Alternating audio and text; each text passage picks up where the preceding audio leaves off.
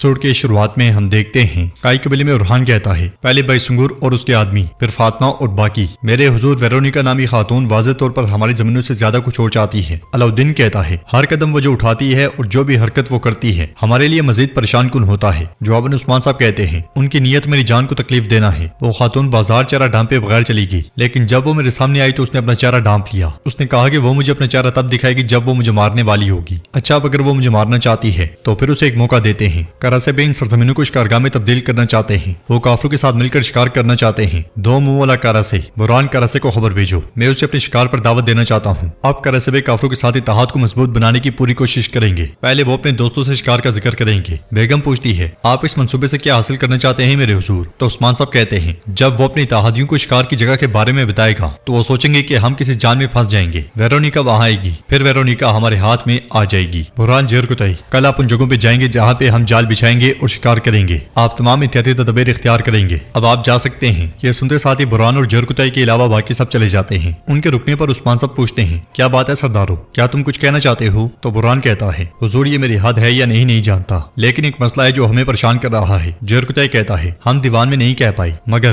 تو عثمان صاحب کہتے ہیں تمہیں کہنا ہوگا اگر مسئلے کا تعلق دیوان سے ہے، جب تم کو دیوان میں بولنے کا موقع ملے تمہیں کہنا ہوگا ابھی دیوان ختم ہو چکا ہے، تم جا سکتے ہو اور دیوان کے متعلق جو بھی بات ہوگی دیوان میں کرنا۔ یہ شکار کرنے کا وقت ہے، اپنے فریضے پر جاؤ۔ یہ سنتے ساتھ ہی وہ دونوں چلے جاتے ہیں۔ باہر بیگم بالا خاتون کے پاس آتی ہے تو بالا خاتون اس سے کہتی ہیں تو تم اپنے بھائی سے مل گئی؟ ہاں بیگم خاتون۔ بیگم کہتی ہے اللہ کا شکر ہے، عثمان صاحب کی بدولت سغوت اور بچے آزاد ہو گئے۔ بالا خاتون کہتی ہیں اچھا اب حساب لینے کا وقت آ گیا ہے۔ بیگم کہتی ہے میں جانتی ہوں کہ میں نے جو کچھ کیا اس کی تلافی کے لیے کچھ نہیں ہے۔ یہ سن کر بالا خاتون کہتی ہیں یہ جاننے سے کچھ نہیں بدلتا بیگم، اس غلطی کی کوئی معافی نہیں۔ کیا تم تاجروں کو بغیر پوچھ تاچھ کے بازار میں داخل ہونے دیتی ہو؟ کیا تم نے اس شیطان کو بازار میں آنے سے پہلے اس کی پوچھ گچھ نہیں کی؟ بیگم کہتی ہے بالکل میں نے پوچھ تاچھ کی بالا، لیکن اسے کوئی نہیں جانتا تھا۔ میں نے قریب ہی ایک سپاہی کو بھیجا تھا اور خبر کا انتظار کر رہی تھی۔ بالا خاتون غصے سے کہتی ہے اسے جاننے والا کوئی نہیں تھا، تم جب خبر کا انتظار کر رہی تھی اس شیطان نے میری بیٹی کو اغوا کر لیا، اور تم جس بازار کی حفاظت اور نگرانی کرتی ہو اس لیے میں گونچا خیمے سے باہر آ کر انہیں دیکھنے لگ جاتی ہے۔ بیگم پوچھتی ہے کیا صرف میں ہی قصوروار ہوں بالا، اور میرا بھائی بھی؟ تو بالا خاتون غصے سے کہتی ہے چپ رہو، غلطی کے لیے ساتھی تلاش نہ کرو، کیونکہ یہ تمہاری غلطی ہے، کیونکہ تم نے اس شیطان کو بازار میں لے آنے دیا اور تم اس کی قیمت ادا کرو گی۔ بیگم کہتی ہے اگر کوئی قیمت ادا کرنی ہے تو میں ادا کرنے کو تیار ہوں۔ بالا خاتون کہتی ہے ہم نے تم کو تمہاری غلطی کی تلافی کے لیے ایک فریضہ سونپا اور تم اسے بھی صحیح سے سنبھال نہیں سکی۔ میں عثمان صاحب سے بات کروں گی اور یہ فریضہ تم سے لے لوں گی۔ یہ کہتے ساتھ ہی بالا خاتون آگے بڑھ جاتی ہیں۔ بیگم بھی غصے میں آگے بڑھتی ہے تو گونچا اس کے پیچھے پیچھے جاتی ہے۔ ادھر سردار گینجر خط لکھ رہا ہوتا ہے اور خط لکھنے کے بعد اس پہ مہر لگا دیتا ہے، پھر سپاہی کو بلا کر اسے خط دیتے ہوئے کہتا ہے کسی کو پتہ چلے بغیر اسے فوراً کراسے تک پہنچاؤ۔